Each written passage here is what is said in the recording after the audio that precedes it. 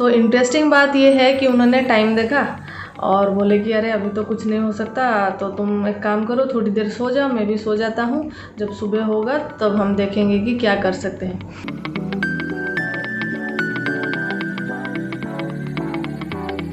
Hello everyone, welcome back to my channel. I am Subhasri and you are watching me on my YouTube channel Subhasri's Vlog. तो कैसे हैं आप सब? I hope you all are doing well. But मैं अच्छी नहीं थी, 2-3 दिन से मैं अच्छी नहीं थी क्योंकि तबीयत थोड़ा ख़राब था, तो इसलिए मैंने कुछ वीडियो भी नहीं बनाया। मैंने सोचा कि आज थोड़ा वीडियो बना लो। एक्चुअली थोड़ी देर पहले मैं कैलेंडर देख रही थी तो मुझे पता चला कि 2 दिन बाद है जन्माष्टमी, और जन्माष्टमी से मुझे कुछ याद आया। मैंने सोचा कि वो मैं आपके साथ ज़रूर शेयर करूं। जन्माष्टमी को एक्चुअली मैं और मेरे हस्बैंड हम दोनों कभी भी नहीं भूल सकते, वो इसलिए क्योंकि उसी दिन कुछ साल पहले उसी दिन को हमारे साथ बहुत ही अच्छा कुछ हुआ था, मतलब एक बहुत ही गुड न्यूज़ मिला था। यस, आप लोग सही गैस कर रहे हो कि क्या हुआ था। बात है आदि के बारे में, the apple of our eyes. Obviously सबके बच्चे उनके पेरेंट्स के लिए बहुत ही खास होते हैं, तो उसी बारे में मैं आपके साथ कुछ बातें शेयर करना चाहती हूँ। वो एक ऐसी बात है जो मतलब शेयर करने में खुशी मिलती है, ऑब्वियसली सबको खुशी मिलती है। तो मैं आपको बताती हूँ कि पूरी बात मैं क्या बोलना चाह रही हूँ आपको।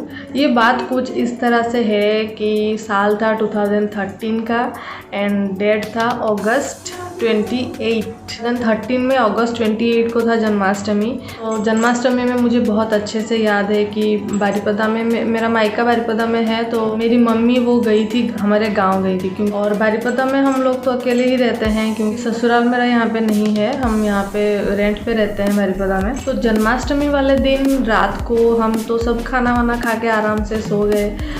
मुझे याद है टाइम पे लगभग सुबह के 3 बज रहे होंगे, 3 या 3:30 ऐसा कुछ टाइम हो रहा होगा। तो उसी टाइम पे हम लोग सोए थे ऐसे ही। मुझे उसी टाइम पे वाटर ब्रेक होने का फील हुआ, तो मैंने सोचा कि अभी तो मतलब डॉक्टर डेट दिए थे, डिलीवरी का डेट दिए थे सितंबर 16 को। तो मुझे लगा था कि अभी तो बहुत दिन बाकी है, मतलब 15-16 दिन बाकी है, तो अभी तो कुछ नहीं हुआ होगा। फिर भी मैं उठी और देखी, जो मुझे लग रहा था वही हुआ था। देन मैं अपने हस्बैंड को उठाई कि उठो देखो ये ऐसा कुछ हो गया प्रॉब्लम। तो इंटरेस्टिंग बात ये है कि उन्होंने टाइम देखा और बोले कि अरे अभी तो कुछ नहीं हो सकता, तो तुम एक काम करो, थोड़ी देर सो जाओ, मैं भी सो जाता हूँ, जब सुबह होगा तब हम देखेंगे कि क्या कर सकते हैं। तो वो ये बोल के सो गए, लेकिन मुझे कहाँ नींद आने वाली थी। मैं उठ के घर के अंदर ही ऐसा थोड़ा चली, फिर थोड़ा जब सनराइज़ हुआ तो मैं चली गई छत पे, वहाँ पे भी थोड़ा वॉकिंग किया। मैं वापस आ गई नीचे, तब तक टाइम हो रहा था सुबह के 6:30 या 6:30 ऐसे बज रहे थे। तो मैंने हमारे जो घर वाले हैं सबको, ससुराल में सबको मैंने फ़ोन किया, बोला कि ऐसा प्रॉब्लम हो रहा है। तो उन्होंने कहा कि ठीक है, तुम एक काम करो, पैनिक में हो सबसे पहले एंड कपड़ा कुछ अपने बैग में पैक करो और जाओ हॉस्पिटल। ये मेरे हस्बैंड को बोली कि ऐसा बोल रहे हैं घर में, तो उन्होंने कहा कि ठीक है, तुम एक काम करो, तुम थोड़ा रेडी हो जाओ, उसी बीच मैं जाके हॉस्पिटल में चेक करके आता हूँ कि डॉक्टर है या नहीं, मतलब जिन डॉक्टर के पास मैं चेकअप के लिए जाती थी वो डॉक्टर है या नहीं। तो वो चले गए हॉस्पिटल एंड वहाँ से आने के टाइम पे ब्रेड एंड मिल्क लेके आए थे। मुझे बहुत अच्छे से याद है, ब्रेड एंड मिल्क लेके आए थे एंड बोले कि एक काम करो, अभी थोड़ा खा लो क्योंकि बाद में खाने का टाइम नहीं मिलेगा तुम्हें, तो अभी थोड़ा खा लो। लेकिन उस टाइम पे भूख कहाँ लग रहा था, उस टाइम पे दिमाग में इतने सारे चीज़ घूम रहे थे कि क्या होगा क्या नहीं होगा, क्योंकि वो एक्सपीरियंस मेरे लिए बिल्कुल ही नया था। उसी टाइप का एक्सपीरियंस मैंने पहले कभी नहीं किया, तो इसीलिए मैं बहुत नर्वस थी एक्चुअली उस टाइम पे। और मुझे अच्छे से याद है कि मेरी ननंद बोली इनको कि तुम एक काम करो, कुछ भी कैब वगैरह मंगवा लो, इसी से जाओ हॉस्पिटल, बाइक से मत जाना। तो मेरे हस्बैंड मुझे पूछे कि क्या तुम बाइक में जा सकते हो हॉस्पिटल? मैंने कहा हाँ मैं तो जा सकती हूँ, क्योंकि मुझे पेन वगैरह कुछ भी नहीं हो रहा था, कुछ भी फील नहीं हो रहा था पेन। तो उन्होंने कहा कि ठीक है चलो फिर। तो मैं अपना बैग पकड़ी और चली, बाइक में हम गए हॉस्पिटल। वो दिन मैं ज़िंदगी में कभी नहीं भूल सकती कि क्या क्या हमने उस दिन किया था, वो मैं कभी नहीं भूल सकती। हम पहुँच गए हॉस्पिटल एंड हॉस्पिटल में जाने के बाद जो लेबर रूम जो होता है वहाँ पे मैं गई, मेरे हस्बैंड बाहर रुके, अंदर डॉक्टर थे तो उन्होंने चेक किया, पूछा कि पेन वगैरह हो रहा है क्या? तो मैंने कहा कि नहीं मुझे तो कुछ भी पेन फील नहीं हो रहा है। तो उन्होंने एक प्रेस्क्रिप्शन पे लिखा मेडिसिन एंड एक नर्स को दिए कि जाओ देखो दरवाजे के पास उनके हस्बैंड होंगे, उनको जाके दे दो, वो ले आएंगे मेडिसिन। मेरे हस्बैंड मेडिसिन लेके आए, फिर वही दरवाजे के पास वेट किए, कोई अंदर आएगा तभी ना वो दे सकते हैं, क्योंकि वो तो अंदर नहीं आ सकते। तो फाइनली उन्होंने एक नर्स को दिया मेडिसिन वगैरह, और वो आके डॉक्टर को दिए, और डॉक्टर मुझे समझा दिए कि कौन सा मेडिसिन कब कब खाना है। तो उन्होंने मुझे मेडिसिन दिया, बोला कि ये खा लो, अगर शाम के 4 साढ़े 4 बजे तक कुछ भी पेन वगैरह ये स्टार्ट नहीं हो रहा है, देन हम सोचेंगे कि क्या कर सकते हैं। ऑनेस्टली मैं बता दूं कि मैं पहले से ही चाहती थी कि मेरा नॉर्मल डिलीवरी हो, क्योंकि मैंने ऐसा सुना था कि जो सी सेक्शन होता है तो उसमें बाद में बहुत ज़्यादा प्रॉब्लम आता है। इसलिए मैं प्रेगनेंसी के टाइम पे भी बहुत ज़्यादा एक्सरसाइज वगैरह ये कर रही थी, जैसे कि नॉर्मल डिलीवरी के लिए मतलब जो एक्सरसाइज होता है वो मैं कर रही थी, क्योंकि मैं चाहती थी कि मेरा नॉर्मल डिलीवरी हो। तो यह वो टाइम तो चला गया, मतलब मेडिसिन मैंने खा लिया, एंड तब तक टाइम हो रहा था 8 साढ़े 8 ऐसा कुछ टाइम हो रहा था। तो मैं और मेरे हस्बैंड ऐसे ही टहल रहे थे। फिर धीरे धीरे 9:30 10 बजे हमारे घर वाले, मतलब बारीपदा में जो काकी सास रहती हैं वो आए, पहुंच गए हॉस्पिटल। 9:30 10 बजे तक पहुंच गए। फिर धीरे धीरे बाकी सब घर वाले भी आ गए। तब तक मुझे कुछ भी पेन वगैरह नहीं हो रहा था।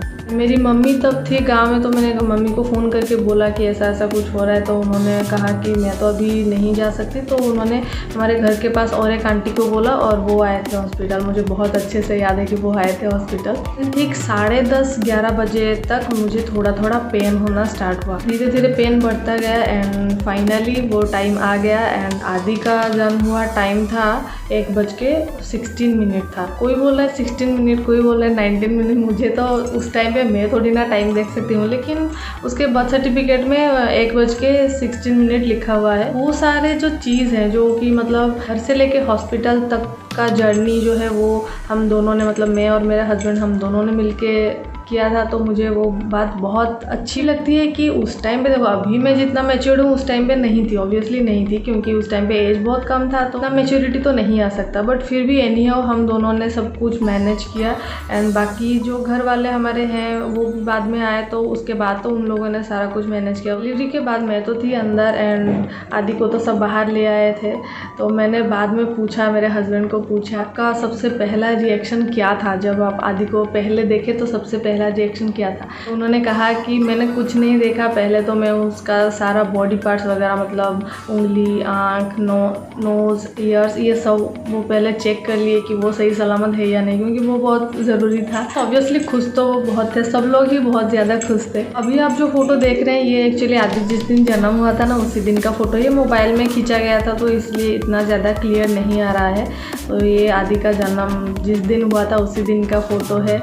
कितना छोटा, कितना क्यूट सा था उस टाइम पे। मैं जब बाहर आई, मेरे साइड में आदि को सुलाए थे, तो मैं मतलब आदि को देखे जा रही थी कि फाइनली मुझे बिलीव ही नहीं हो रहा है कि मैं माँ बन गई। तो बहुत ही, मतलब मैं क्या बोलूँ, आपको एक्सप्लेन नहीं कर सकती उस मोमेंट को, मैं वर्ड्स में एक्सप्लेन नहीं कर सकती हूँ। उस तक तो ठीक था, जो हमारा स्ट्रगल है वो उसके बाद स्टार्ट हुआ, क्योंकि एक बच्चे को बड़ा करना, वो भी अकेले, वो बहुत ही मुश्किल होता है। जो ऐसे सिचुएशन से गुजरे हैं वो मेरी बात ज़रूर समझ पाएंगे कि कितना मुश्किल होता है घर का सारा काम करना, एंड देन उसी बीच एक छोटे बच्चे को संभालना। क्योंकि जैसे कि मैंने कहा कि यहाँ पे हम लोग अकेले रहते हैं, और मेरे इन लॉज वो गाँव में रहते हैं, तो वो ज़्यादा दिन तक गांव के घर को छोड़ के नहीं आ सकते ना। तो वो कुछ दिन रहे, फिर वापस घर चले गए। उसके बाद सारा कुछ मुझे ही मैनेज करना पड़ा, मुझे, एंड ऑब्वियसली मेरे हस्बैंड को भी मैनेज करना पड़ा, क्योंकि वो घर में भी रुकते थे कुछ टाइम, मुझे हेल्प करते थे, एंड देन ऑफिस भी जाते थे। ऑफिस तो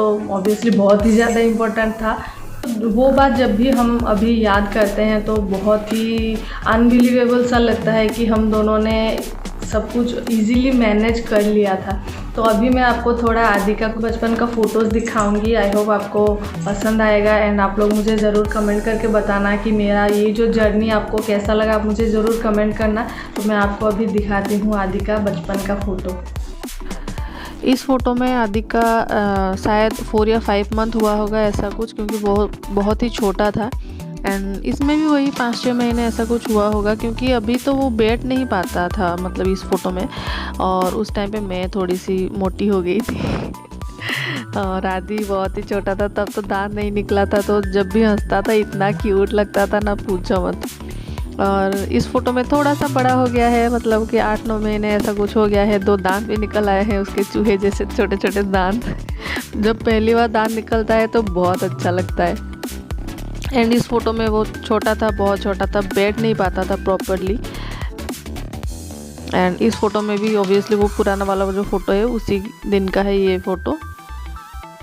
एंड इस फ़ोटो में थोड़ा सा बड़ा हो गया था। ये आदि का पहली बार जो होली वो खेला था।